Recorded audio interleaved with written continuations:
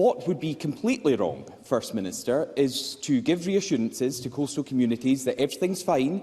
If they are a community that is vehemently opposed to this, this will not be introduced, and then be completely unable to define what that is. He is trying to give reassurances with no substance behind it. And speaking about behind, the First Minister just needs to look behind him to Karen Adam, who said in Parliament 2 days ago, we need clarity on how these communities will be defined and how we will gauge vehement opposition. Even the SNP are saying that. She says we need that clarity urgently. We do. So I'm saying that, and even the SNP benches are saying this as well. But it's already crystal clear that these communities are vehemently opposed to these plans.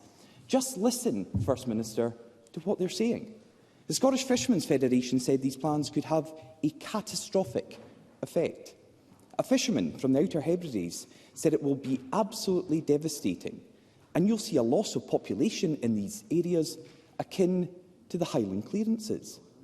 And the Tyree Community Development Trust said, and this is their words, it will be the end of our community. A development trust saying these SNP green plans will be the end of their community. These are damning verdicts on the SNP government's proposals from the people who know the sector best. So why is the First Minister pressing ahead with a policy that will devastate coastal, rural and fishing communities? First Minister. Again, I just remind Douglas Ross, because it was not that many years ago, of the manifesto commitment in the Scottish Conservatives manifesto.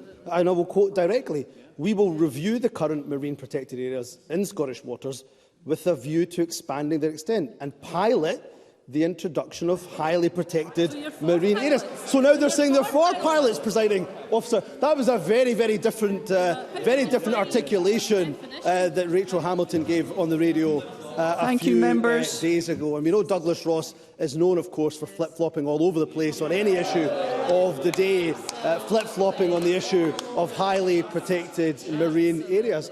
And of course, Karen Adam was absolutely right. We will, of course, not only define communities, but we will define what consent or what opposition is. But what I'm saying to Douglas Ross very clearly is we should analyse the huge number of consultation responses we have had from those communities before deciding for them or imposing on them, or indeed excluding any of those communities from that discussion.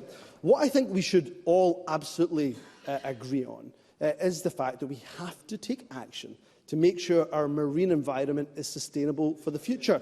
What is not going to help our fishing communities is, of course, if that marine environment is not sustainable. We want to ensure it is, so that the future of our fishing industry can continue for many, many years. And I'm absolutely committed to doing that, not to the communities involved, but hopefully with the communities involved.